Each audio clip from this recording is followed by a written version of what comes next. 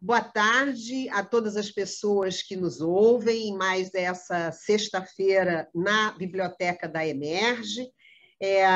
Esse é o 10º encontro do programa Sextas na Emerge, uma série de entrevistas que a Escola de Magistratura está fazendo justamente para oportunizar a abertura da nossa biblioteca para a sociedade civil.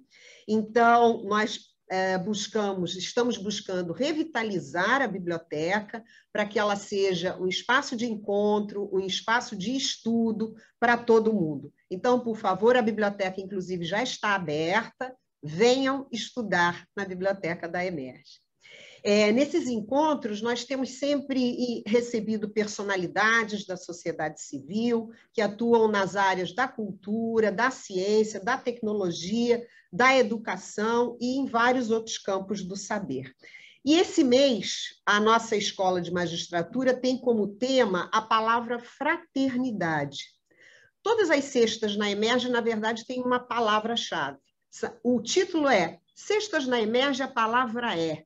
E a palavra hoje é fraternidade. E o nosso convidado é o rabino e escritor Newton Bonder.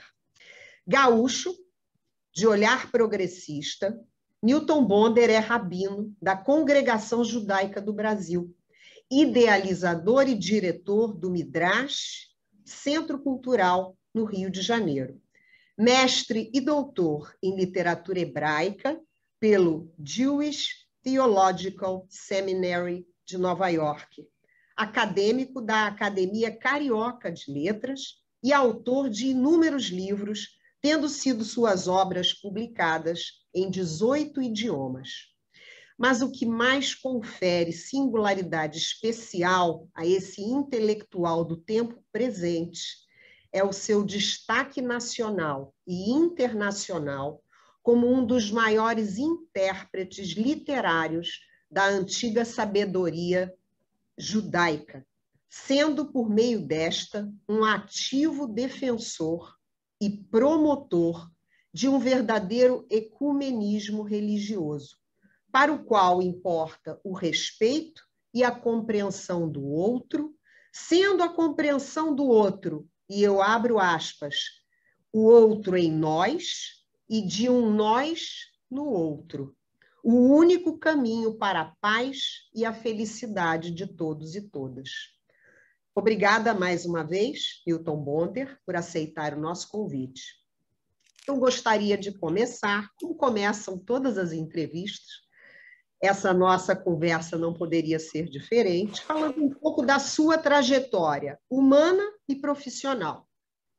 E o que me causou espécie é saber que você, em 1976, entrou na PUC para cursar engenharia, mas houve aí uma mudança radical no meio do caminho, e eu queria saber como e por que ela aconteceu. Então, primeiro, agradecer muito o convite, muito honrado de estar aqui com vocês nesse momento, nesse projeto tão bonito de revitalizar uma biblioteca e também a Emerge, que tem um trabalho tão importante, então muito honrado de estar aqui com todos nesse momento. Então, para tentar brevemente responder essa pergunta, eu venho, né, sou gaúcho, mas mudei para o Rio de Janeiro com 6 anos e entrei para a faculdade num período que o Brasil ainda passava um processo difícil, né, um período ainda de ditadura no Brasil. E é muito interessante que o impacto que isso teve na educação naquele tempo, onde eu me lembro claramente da coordenadora da escola entrando na sala e tentando convencer todos os alunos que tivessem uma boa qualidade acadêmica para que fizessem as profissões que eram então recomendadas, que era a medicina, a engenharia, até a advocacia era um pouco Direita. Era uma coisa relegada, tá? Havia um encaminhamento muito grande para a área mais científica ou pragmática. Então, eu fui... meu pai era engenheiro, meu irmão era engenheiro, eu cursei esse caminho, mas já no início dos meus estudos, eu percebi que eu tinha um interesse mais pela área humana e fiquei ali planejando como seria esse movimento, apesar de eu gostar muito, ter assim um encantamento também muito grande pela engenharia, pela dimensão intelectual da ciência mais exata. E aí, em dado momento, me interessei por esses estudos como rabino e tive que cursar, porque para ser rabino você tem que ter uma outra formação, você não pode ter só a formação como rabino, isso é milenar, os rabinos sempre tinham alguma outra profissão, tempos bíblicos, sapateiros, né, carpinteiros, para que pudessem também ganhar seu soldo e seu sustento, não apenas a partir digamos assim, da tradição e dos ensinos. Então, essa é a minha história. Foi uma transição aparentemente de ruptura, mas eu acho que para os meus pais, principalmente, que no início tiveram dificuldade, depois compreenderam que isso se adequava a mim e entenderam o curso que eu daria a tudo isso, e aí ficou mais esclarecido, mais fácil para eles também. Mas foi uma mudança grande. Radical. Deixa eu perguntar uma coisa, é uma curiosidade, isso que você trouxe agora sobre ser o rabino, ter o rabino, a obrigatoriedade de ter uma outra formação profissional. Isso teria alguma ligação com... O rabino é o mestre, é o professor, né? Tem uma ligação com ele saber melhor quais são as dores, as dificuldades, a vida real das pessoas a quem ele se dispõe a ensinar? Sem dúvida. Eu acho que isso é um período de transformação. A tradição judaica já teve, digamos assim, uma organização mais clerical no passado, né? E os rabinos, eles representam uma reforma, uma mudança num sistema mais antigo, no qual os rabinos eles não mediavam exatamente entre o divino e as pessoas. Os rabinos tinham o nome rabino, quer dizer exatamente isso, mestre, e portanto eles tinham que ter essa função, estarem imersos na vida real, tanto na dimensão do casamento, onde os rabinos eram obrigados, literalmente obrigados, a ter família, a constituir família e ter uma profissão para que eles pudessem exatamente participar da realidade da sua comunidade. Então, o rabino ele é, na verdade, não um intermediário entre Deus e as pessoas, ele é simplesmente um mestre e tem uma questão também importante de que ele não vivesse, né, que ele não tirasse o seu sustento diretamente do uso dessa sabedoria, que é uma sabedoria que pertence a todos. E tentando sempre tão difícil isso com o gênero humano, de você fazer com que o saber seja compartilhado, o medo de que o saber pudesse ser uma mercadoria e ser comercializado. Então, essa preocupação, sim, existia de tempos aí bem antigos. Deixa eu te perguntar uma coisa. Quando você faz essa opção, quando você atravessa essa ponte e se afasta um pouco da engenharia, já nasce aí o Newton Bonder militante? Existe um Newton Bonder militante? Eu acho que existe um Newton Bonder militante, até porque essa opção, a opção tanto da espiritualidade como da função de líder religioso, demanda que você esteja acompanhando proximamente todas as situações que dizem respeito ao espaço coletivo, à comunidade. Então, essa militância ela não é uma militância política, ela é uma militância ética, de compromisso ético, que faz parte, acredito, faz parte de toda essa da função de líder espiritual, de líder religioso. Então, chegando agora mais perto da tua obra, A Alma Imoral, inevitável falar-se dela, né? Foi aquela peça linda de teatro que a Clarice Nisquier adaptou, né, da tua obra, encenou, reencenou. Eu vi umas 3 vezes, acho aquela interpretação dela espetacular. Li o livro, é claro, e o tão interessante é essa outra mudança que a gente não conhece também, de você dizer que a alma deve ser imoral. E que essa alma imoral é a alma transgressora. Fala um pouco dessa transgressão que você quis colocar dentro desse livro tão importante. Então, eu uso essas categorias tão fortes. A palavra imoral, uma palavra tão carregada negativa, uma palavra difícil, porque eu quis categorizar aqui quase que um reequilíbrio de algo que o mundo mais religioso do que espiritual, o mundo religioso tentou, digamos assim, criar essa polaridade, essa noção de corpo e alma, onde houve uma presença muito grande da moral. Uma coisa é a interpretação de que nós temos uma dimensão corpórea, física, e o ser humano, por conta do seu intelecto, da sua capacidade de livre-arbítrio, que o ser humano tem dimensões, digamos assim, capacitações e potências diferentes das outras espécies. As outras espécies não são menos qualificadas, em outras áreas elas sabem enxergar, escutar, às vezes interpretar melhor do que nós, mas nós temos um senso de uma capacidade crítica, né, que é muito importante. Então, lá atrás, essa diferença entre corpo e alma era quase que uma diferença entre a dimensão animal que todos nós seres humanos temos e, ao mesmo tempo, uma dimensão extra que tem a ver com esse senso crítico.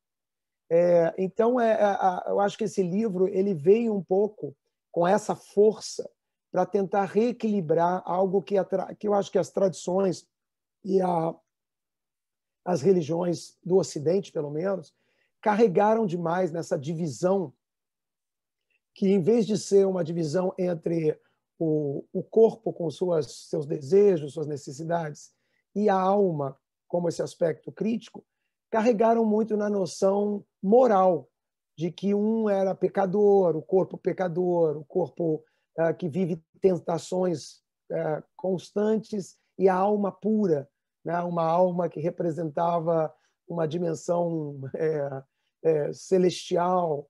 E o livro vem com essa intenção de chacoalhar, de balançar esses conceitos para que eles retornassem, né, de alguma forma, ao sentido original, que era essa percepção de que a alma é realmente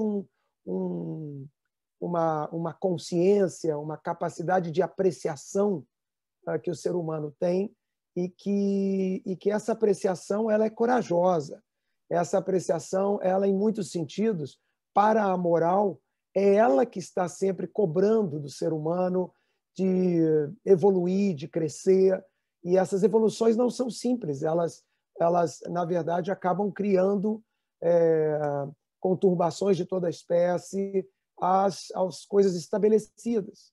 Então, esse jogo entre a palavra imoral para combater a noção de uma alma moral, né, para resgatar essa condição livre e erótica da alma.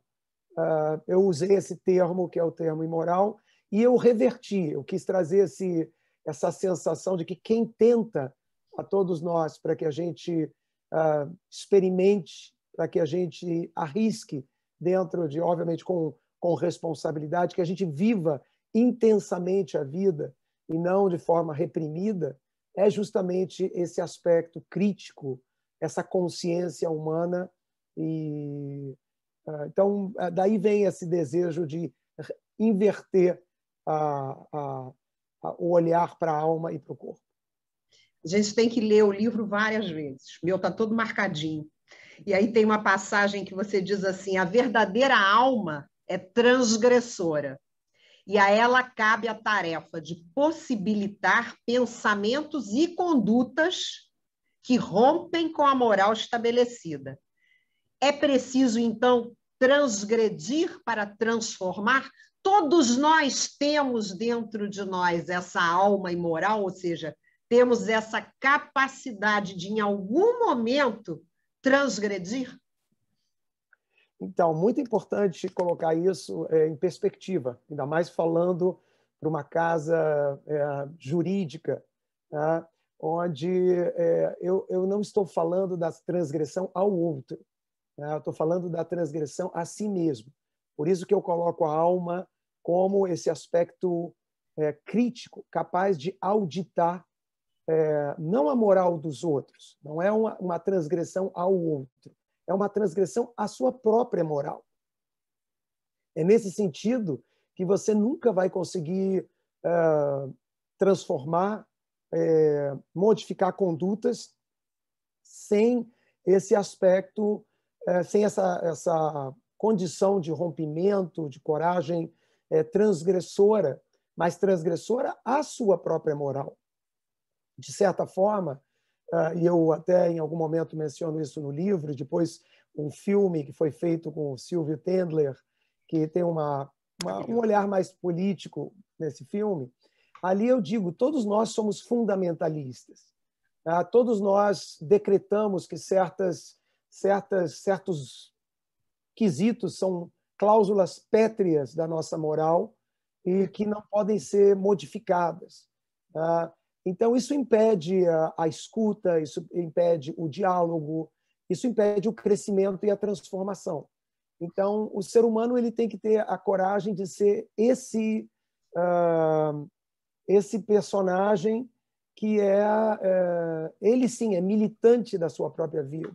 Ele é esse personagem que tem, ele é subversivo das construções que se tornam sedimentadas, que perdem, se tornam flácidas do ponto de vista crítico e perdem capacitação crítica.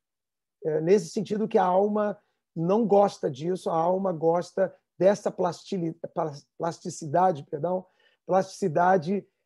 da vida, de experimentar a vida, de considerar algo que até então não considerava, de saber que você tem uma verdade, mas podem existir outras ou várias verdades ao mesmo tempo. Essa é a plasticidade da alma. Maravilhoso. O vídeo, dirigido pelo Sylvia Tendler, ele começa, e eu já, de cara, quando vi o vídeo, eu me enchi de perplexidade. Aliás, ler a sua obra é encher-se de uma perplexidade constante, porque eu acho que esse é o objetivo do escritor, Newton Bonder, nos fazer refletir, às vezes a duras penas. Mas eu abri o filme começa você à beira de um rio. Por que ele escolheu essa cena? Por que o rio? Por que essa água que corre? Então, aquele é o Rio Amazonas, né? E para mim aquela cena era importante porque era eu fazendo a colocação dos filactérios, que é um objeto religioso importante para a tradição judaica, são tiras de couro. Claro. Então, o filme abre um pouco apresentando esse personagem, que é incorporando essa esfera da tradição, ao mesmo tempo um brasileiro, nesse lugar tão importante para todos nós, né? Então, está ali o rabino, o brasileiro e questões muito importantes para o futuro do mundo. Isso que eu acho o símbolo maior da Amazônia, um lugar, em parte, da natureza, primitivo, intocado, da natureza, ao mesmo tempo a fronteira da capacidade de sabermos preservar a sustentabilidade. O nosso futuro depende assim, tremendamente da capacidade de gestão com relação aos recursos naturais. Então, aquela abertura, para mim, ela é o meu personagem sendo apresentado e esse simbolismo, esse rio que corre entre passado e futuro, um passado indígena, de fauna, de primitivo, no sentido de natureza, em direção a um futuro desconhecido, de uma ciência que é galopante hoje, de uma sociedade de consumo que também se questiona da sua capacidade de ser sustentável, de saber progredir, evoluir, sem que isso seja de forma tumoral, né, negativa, destrutiva. Então, nós somos ambos integrantes do Observatório dos Direitos Humanos, que o ministro Fux recentemente criou, dando uma contextualização extremamente eclética a esse grupo que tem debatido direitos humanos. E, assim, me sensibilizou muito a abertura do filme, porque eu recentemente também estive na Amazônia, talvez fazendo as minhas transgressões. Nós temos um projeto no Rio de Janeiro, que é o projeto da Justiça Itinerante, e nós levamos exatamente uma equipe, né, lá na Amazônia, no Amapá, em Roraima, em Rondônia, né, pelos rios, para justamente atender as comunidades ribeirinhas, os indígenas, exatamente fazendo esse papel de aproximação do juiz, assim como temos aqui no Rio de Janeiro também, onde estamos nas favelas, nas periferias, nos presídios, etc. Mas o que mais me impressionou no filme do Tendler foi a coreografia, porque assim, a coreografia já estava na peça teatral, mas era uma coreografia meio una da Clarice. E aí, entremeando as entrevistas, o Tendler, e você, obviamente, tem teu dedo aí, eu sei, traz uma coreografia belíssima em que os bailarinos e as bailarinas, eles se jogam em cima de mãos, pés, braços, às vezes sem enxergar o parceiro, porque estão atrás de cortinas, né, ou de panos também. Isso me chamou muito a atenção, esse exótico do corpo, né? Mas o que chama muita atenção é a questão da confiança. Então, é isso que eu queria trazer agora para a nossa conversa, porque fraternidade, que é esse conceito filosófico, essa ideia de laço de união entre homens e mulheres, né, que nos vem assim tão teoricamente, dogmaticamente da Revolução Francesa, a gente tem que vivenciar enquanto a gente confia no outro, né?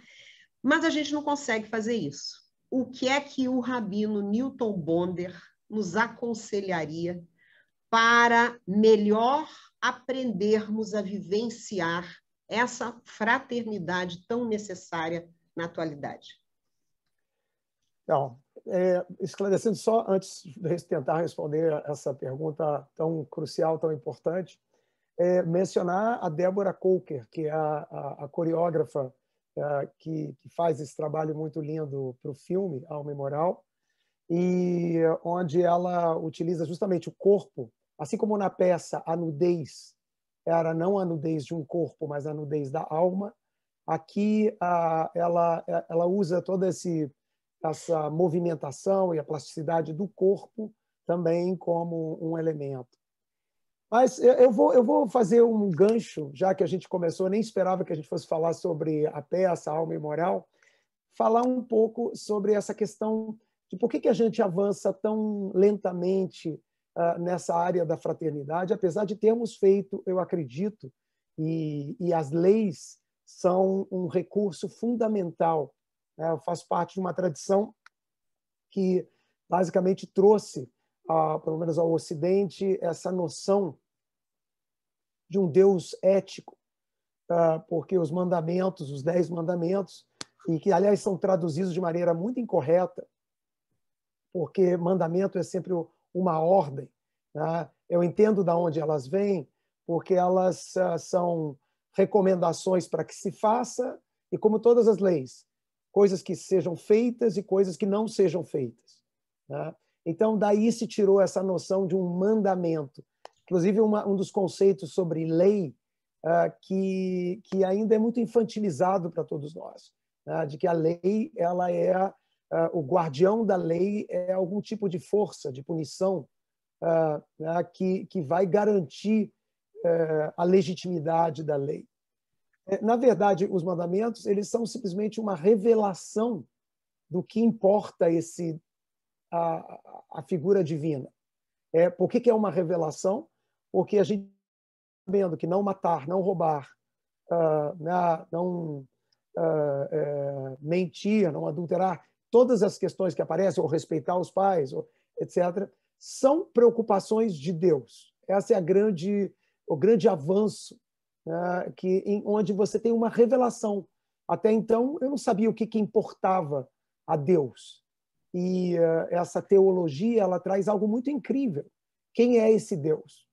Até então, era muito abstrato, era uma força, era um poder. Agora a gente fica sabendo que é digamos assim, tem 10 quereres, ou 5 quereres e 5 não quereres desse Deus. E você faz disso um mandamento, se você reconhece que esse é um querer da divindade, então você obedece, não por temor, não porque existe uma força maior que vai impor essa questão, mas porque por reverência, por intelectualidade, por entendimento, você obedece sabendo que aquilo tem aquela grandeza, aquela magnitude. Então, estou falando isso porque quando a gente para pensar na raiz, a senhora evocou uma coisa importantíssima para a nossa sociedade, que é a Revolução Francesa, mas de tempos bíblicos a gente já tinha essa proposta, que é amar ao próximo como a si mesmo. É um versículo de Levíticos que traz essa noção.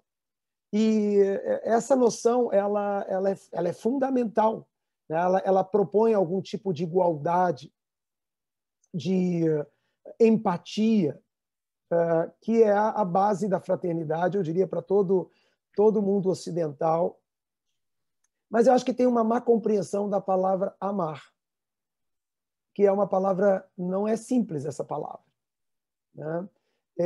Porque amar ao próximo como a si mesmo, e eu acho que muitas vezes a gente vai para esse caminho moral, e esse caminho moral ele atrapalha a percepção de que isso é uma frase dessa profundidade crítica do ser humano. A capacidade do ser humano se identificar com outro ser humano, essa empatia que nós chamamos de amor. Amor tem várias formas de ser compreendido, né? Mas eu acho que nós entramos muito numa leitura sempre moral, que é a tentativa de dizer você tem que ser bom, você tem que reprimir seus impulsos, etc., para que você possa atender a esse chamamento, ou quase a esse mandamento da nossa civilização. E eu ia propor uma outra leitura, porque é uma leitura que não é moral, é uma leitura que eu acho que é a raiz dessa frase, que é uma leitura crítica, que coloca um peso à percepção humana desse vínculo com o outro. Os animais da mesma espécie, eles têm vínculos. Eles têm uma série, digamos assim, de instintos que tentam favorecer o coletivo da sua espécie. E o ser humano tem isso, mas o ser humano tem algo extra, que é essa capacidade de auditar a si mesmo, de ser crítico, e com isso produzir um vínculo com o outro a partir dessa capacidade humana. Então, assim, uma das coisas que eu mais encontro quando as pessoas ouvem essa frase é a pergunta: mas como é que eu vou amar o outro como a mim mesmo? Isso é possível? Tá? Então, a primeira coisa, assim, qual é a fonte maior do amor? O que todos nós amamos incondicionalmente e só não amamos por algum tipo, digamos, de quase patologia ou né, alguma coisa que foge a essa dimensão humana. Nós amamos a vida, a nossa vida. Essa é a fonte de todo o amor. O amor é incondicional à vida. E então, quando há uma proposta de amar ao próximo, primeiro você tem que reconhecer que esse mesmo amor que você tem à sua vida, esse outro indivíduo tem amor à sua vida. É um encontro que vem não de ter que ser bonzinho, mas de uma empatia que nasce em emoções, em sentimentos legítimos para consigo mesmo. Então, a ideia de altruísmo, né, de fazer esses movimentos, isso é sempre um caminho tão complexo, que leva a tanta hipocrisia, que leva a tantos caminhos, né, em que as pessoas se comportam de uma determinada maneira publicamente, mas quando elas não estão sendo observadas, tem um outro comportamento. Então, a gente tem que encontrar a fonte desse amor e entender exatamente o que a gente está propondo. Por exemplo, quando a gente fala que amar o próximo como a si mesmo, tem a percepção crítica de que eu, por exemplo, eu me desculpo em tantas coisas. Quando eu faço coisas equivocadas, quando eu erro, né, quando eu posso fugir de um juiz externo que venha me julgar e me sentenciar, quando eu ocupo essa toga e esse lugar, eu me perdoo muito. Eu tenho um conceito de perdão para comigo extremamente magnânime e compassivo. Então, amar o outro como a si mesmo não é um ato de ter que fazer moralmente, né, um voto de autossacrifício. É, primeiro, o entendimento de tratar o outro como eu trato a mim mesmo. Como eu amo a vida, esse outro ama a vida. Como eu me perdoo, se eu for olhar o outro como um juiz e julgá-lo, que eu deva fazer da mesma maneira. Porque eu sou capaz de condenar um outro indivíduo por situações e condições que eu não condenaria a mim mesmo. Então, criar essa igualdade, essa dimensão equalitária de vida para vida, de ser humano para ser humano, é através de um processo crítico. Quando eu digo crítico, parece que é mental, que é só intelectual. Não, ele é da raiz da nossa existência, da raiz da nossa experiência como existencial.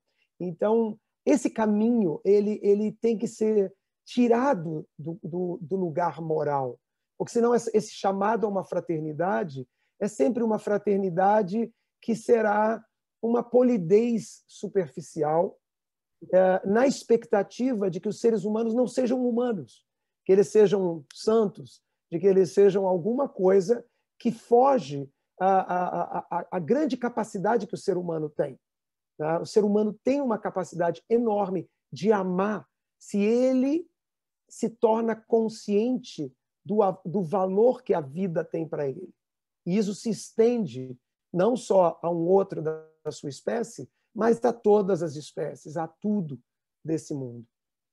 Então, eu acho que tem assim um chamado, às vezes equivocado, da sociedade ou da cultura, etc., que tenta moralizar essa ideia de fraternidade quando ela é um autoconhecimento, quando ela é a expansão desse autoconhecimento que respeita o outro e respeita a vida. Newton, você trouxe, eu não ia trazer, mas você trouxe, eu vou então aproveitar esse gancho. Você trouxe Deus para esse contexto.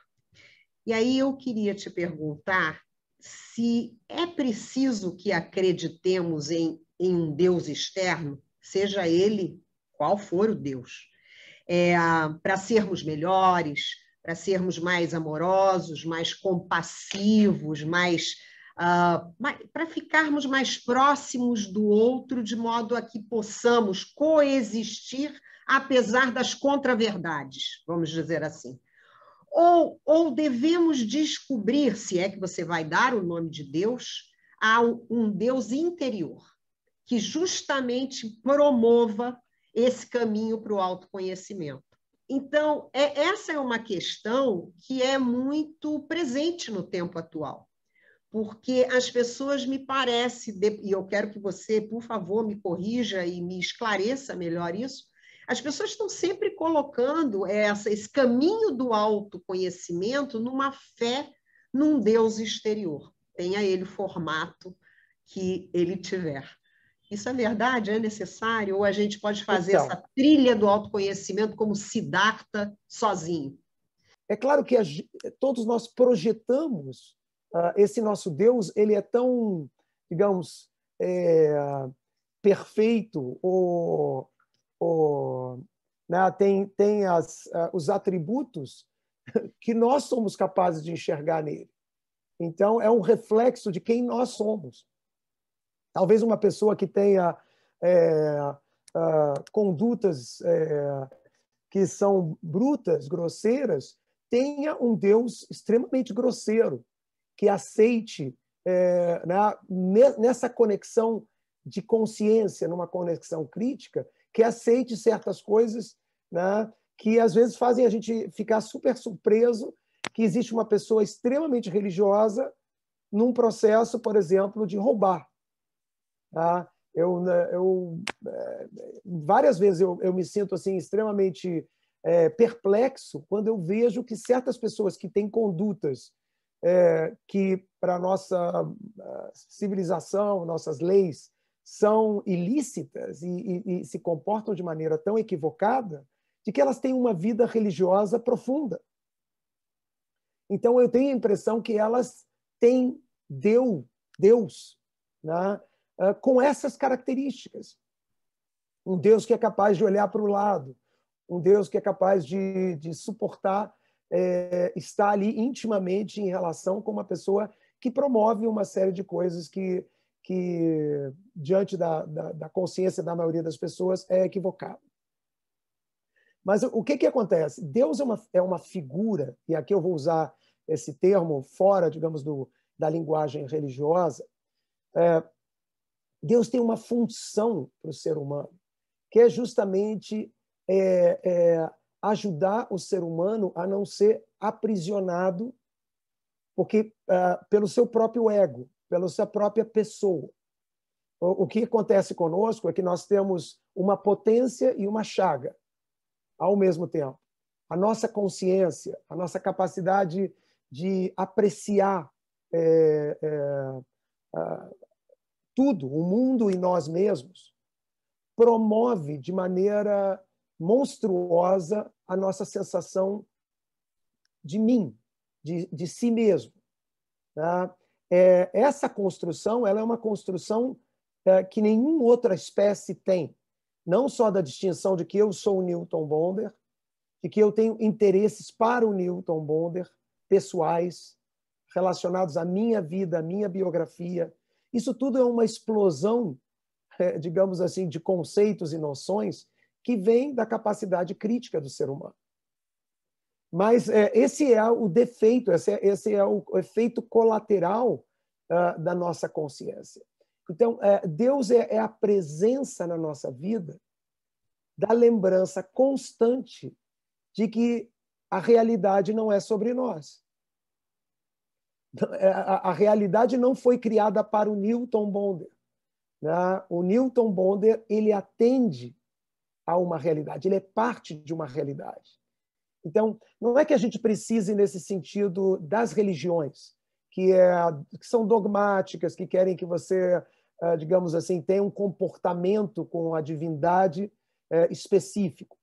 Mas a função de Deus ela é muito importante porque ela relaciona o ser humano com o seu propósito.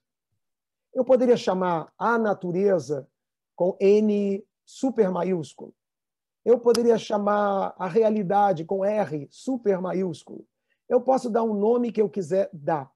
Mas o que isso modifica? Modifica o eixo de como o eixo onde orbita a realidade. Então, não é que eu tenha que provar que existe um Deus masculino, de barbas, que tem uma construção da cultura, do imaginário de uma cultura, que provavelmente imagina como juiz, um Deus juiz, togado. Né?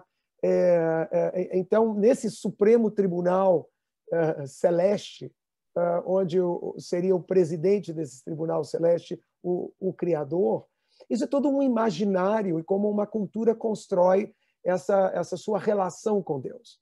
Ela pode ser primitiva, ela pode ser equivocada em tantos aspectos. Deus mesmo abre os 10 mandamentos dizendo: não me façam nenhum tipo de representação, porque essa representação será uma projeção de quem vocês são. E essa projeção será muito aquém do significado, do propósito da criação. Então, a necessidade de Deus existe. Né? É uma linguagem. De novo, o Oriente tem outra forma de tratar essa questão, mas é muito interessante porque a grande batalha de Deus, a grande função de Deus para o ser humano é ser um tu. Né? Em vez de ser só um eu, existe um tu maior do que eu, aonde todas as forças gravitacionais da vida orbitam e não em torno de mim. Essa função ela é muito importante. Porque eu acho que nossa vida ela cresceu, enriqueceu muito, porque nós temos liberdades, aprendemos a não reprimir as nossas emoções, crescemos tanto, avançamos respeito a tantas... Estamos crescendo em processo ainda, mas, ao mesmo tempo, eu acho que a nossa vida tem ficado com menos significado. As pessoas estão cada vez mais vivendo individualmente e privadamente e tomando remédios ansiolíticos de toda a ordem para poder tocar a vida, porque elas têm vida de qualidade. Nossa vida qualquer pessoa de classe média hoje no Brasil tem uma vida melhor do que qualquer rei de 100 anos atrás. A qualidade de vida das pessoas se ampliou de uma maneira exponencial. Ao mesmo tempo, nós melhoramos essa suposta qualidade de vida, né, de consumo, etc., mas nós estamos cada vez mais carentes de propósitos nas nossas vidas. E a existência desse outro vértice, desse centro, né, em vez de ser antropocêntrico, o ser humano no centro do universo, ao colocar o propósito, a razão pela qual eu surgi, eu não pedi para nascer. Então, assim, é todo um outro olhar do mundo que a figura de Deus tem um lugar, mesmo no século XXI. Claro que não é aquele Deus que pedia para sacrificar filhos, não é um Deus que é machista, não é um Deus que não aceita outras formas de identidade de gênero. Né? Nós estamos diante de um Deus que hoje a gente pode enxergar liberado por crescimento de todos nós. Mas tirar a nós mesmos dessa função de sermos o nosso próprio propósito é fundamental. Acredito que a sustentabilidade do planeta que depende dessa fraternidade, só é possível se a gente sair desse protagonismo absurdo e absoluto do eu, de cada um de nós. Então, nós aqui na Justiça, né, os mais jovens que estão entrando, os mais maduros que já estão aqui, estamos sempre pensando em como podemos melhorar o sistema de justiça no Brasil, que tudo é um percurso, né? Quer acreditemos em determinadas coisas ou não, estamos num processo constante de work in progress, trabalho contínuo todos os dias. E você diz com muita propriedade, citando o Talmud, que às vezes a preservação da lei significa que você deve desobedecê-la. Essa transgressão volta a aparecer muitas e muitas vezes em várias falas suas. Né? E a outra coisa que também nos importa muito, porque lei é o nosso material, né? É o nosso material diário. A outra coisa que você diz muito e que aparece hoje no dia a dia do juiz é a questão de que a unanimidade expressaria uma acomodação e que, na verdade, a unanimidade deveria ser desrespeitada continuamente para que pudéssemos crescer, evoluir. E isso é, de novo, transgressão. Em que medida você vê essa necessidade no judiciário brasileiro? Então, a lei, ela é criada, a lei vem da capacidade crítica da sociedade. É a sociedade que determina as suas leis. Quando a gente promulga a nossa Constituição, ela vem do entendimento da sociedade, do entendimento crítico da sociedade, e a lei é um recurso para esses valores nacionais tão importantes. Mas ela não é um fim em si mesmo. Ela é um produto da crítica. Portanto, ela não pode nunca estar acima da crítica. Razão pela qual mesmo a nossa Carta Magna ela tem formas de ser emendada, de ser de termos adições ou modificações, desde que cumprindo com toda uma severidade para respeitar o valor da lei. A lei não é uma coisa banal, ela é algo, ela é o extrato de um esforço civilizatório crítico, mas ela não está acima da crítica. Então, toda lei que for um fim em si mesmo, ela deixa de ser um elemento da crítica da sociedade e ela não tem esse poder. O poder da lei ele é cristalizado em determinado momento pela capacidade crítica, que continua sendo o grande ditador, né, de quais serão as leis do futuro. Então, a nossa Constituição de 88, ela é a nossa Carta Magna, mas ela, daqui a 200 anos, ou porque será substituída por outra Constituição, ou porque será aperfeiçoada por várias outras emendas, ela não é um elemento absoluto. A crítica e os valores da sociedade é que são esse elemento. Então, eu acho importante a transgressão, a mesma coisa para a unanimidade. A unanimidade, e eu trago isso de tempos milenares, onde na tradição judaica existia a penalidade capital, que, segundo os rabinos, nunca foi realizada, mas ela era, do ponto de vista conceitual, considerada, porque a vida só tem valor, a única coisa que pode ter valor idêntico à vida é a vida. Então, como um conceito, né? Mas para você fazer uma condenação, talvez essa razão que eles nunca conseguiram, era que você tinha 23 juízes. E os 23 juízes, eles não podiam ser unânimes. A unanimidade, ela representava é como se ela estivesse dizendo que não existe nenhuma outra faceta da verdade factual que não possa gerar algum tipo de dúvida. A dúvida, ela é fundamental ao processo crítico.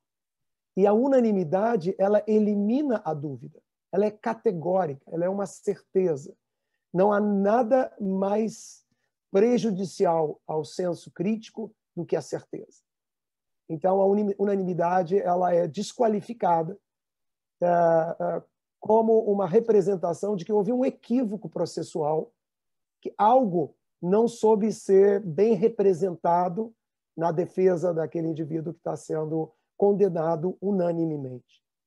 Tudo isso eu acho que remete novamente a esse lugar fundamental que é a nossa conexão tanto com a divindade como com a realidade, que é o senso crítico do ser humano. Nós não enxergamos com os olhos, nós não enxergamos, não vivemos as coisas só com os sentimentos.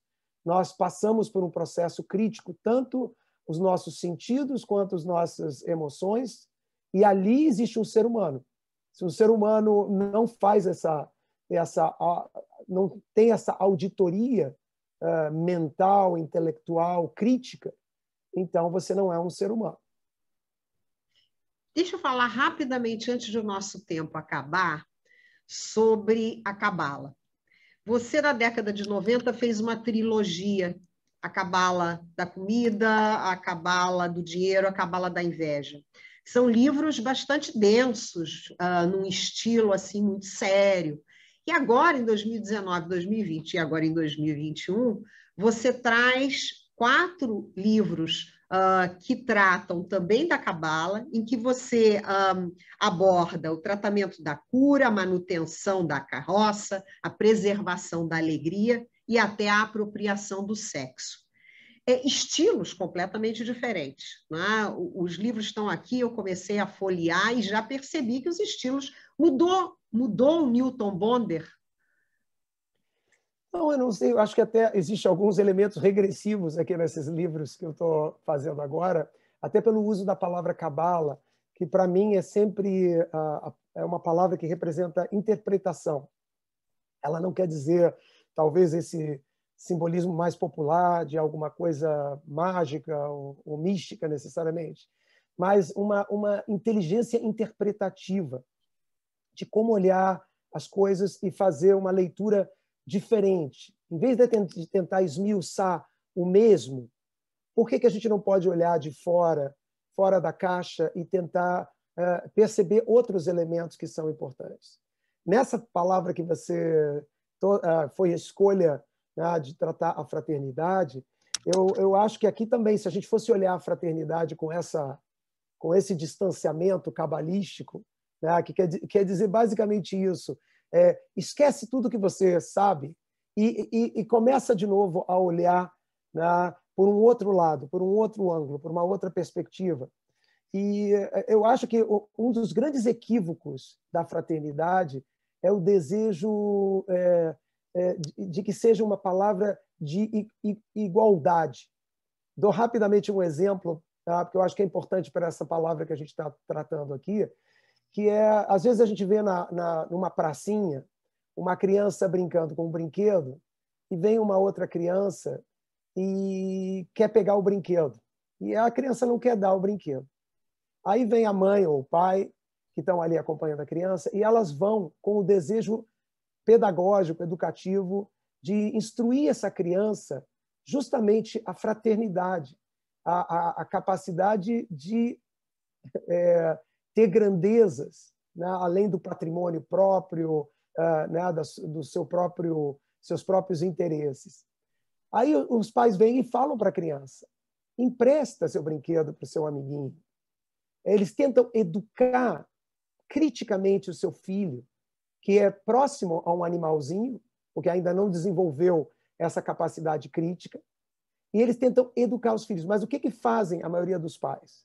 Até o primeiro momento vai tudo bem. Eles querem ensinar uma criança a ser gente.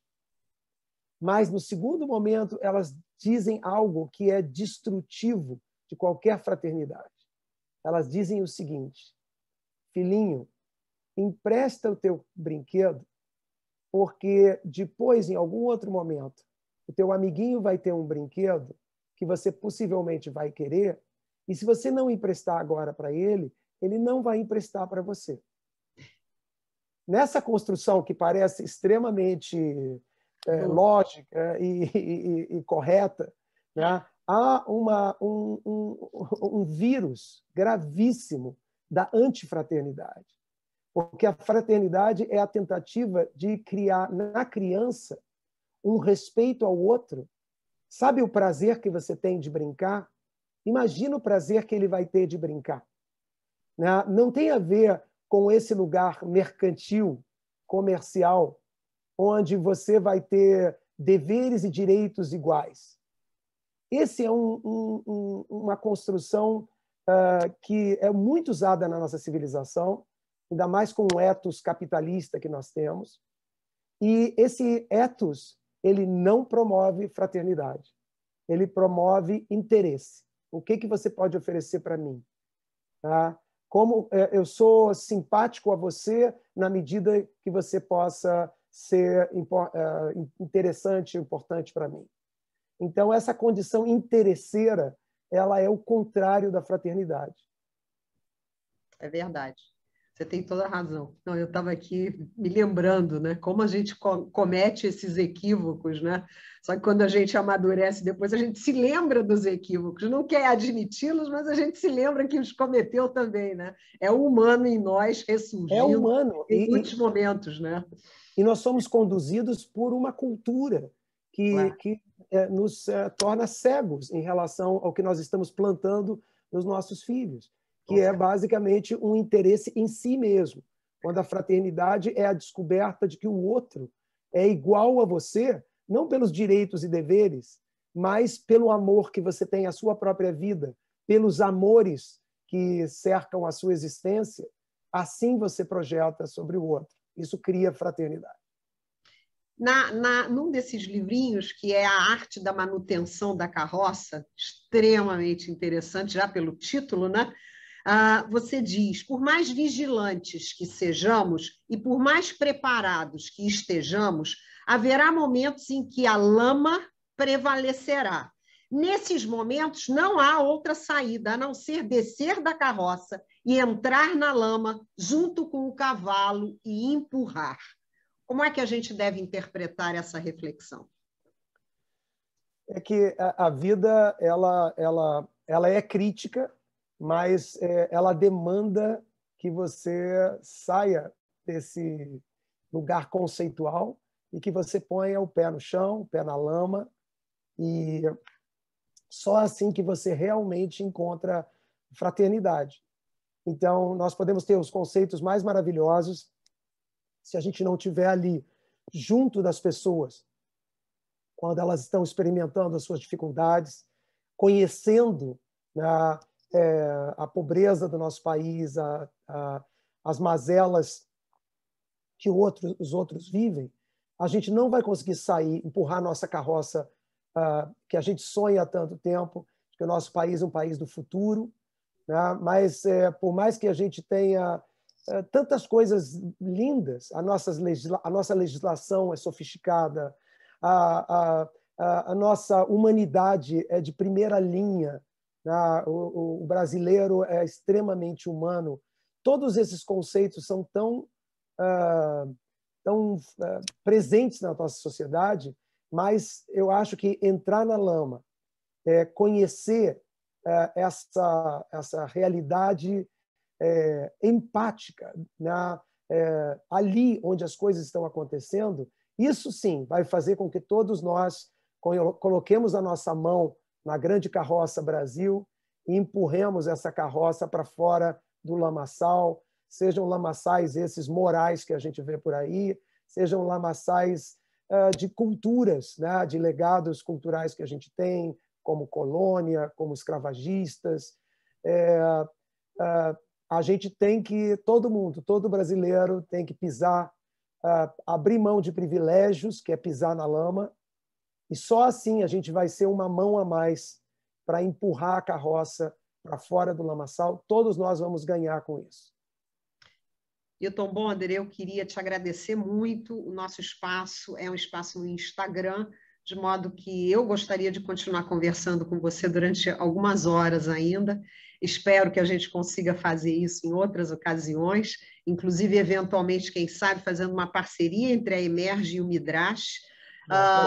Isso seria grandioso. Eu acho que o judiciário é pouco conhecido também, e nós estamos também tentando aproximar os juízes, os magistrados e as magistradas da sociedade civil, e no plano da cultura e da intelectualidade, essa aproximação é muito necessária, porque precisamos também que a academia, os intelectuais, poetas, escritores, artistas, enfim, nos conheçam melhor, né? Porque há essa humanidade em nós que ainda é muito desconhecida.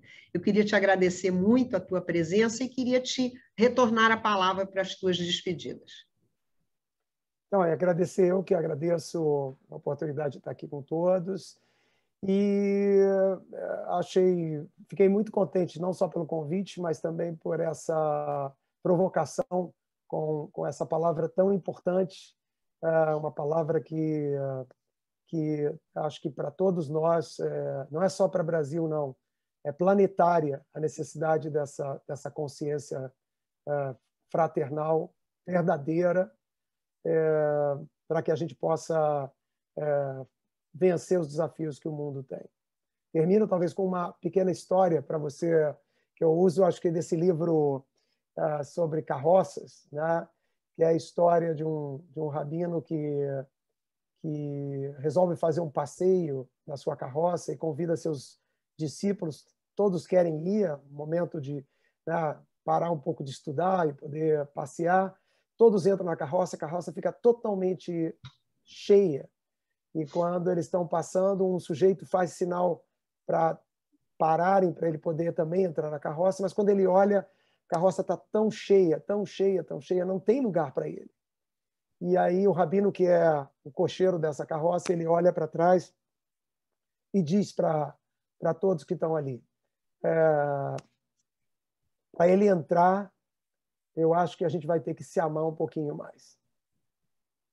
O que cria esse lugar, o que permite realmente esse espaço a mais para o outro, tá? Que normalmente é ocupado, toda a carroça é ocupada pelo seu eu. O espaço que permite o outro entrar nessa carroça é exatamente essa dimensão de amor, essa dimensão, de novo, não moral de amor, mas uma dimensão de entendimento do seu amor para com a vida e de quanto isso se estende a tudo à sua volta. Obrigada, Newton Bonder. Obrigado a todos. Fiquem, por favor, ligados no nosso Instagram, no Instagram da Emerge, e acompanhem os nossos programas dos Sextas na Emerge.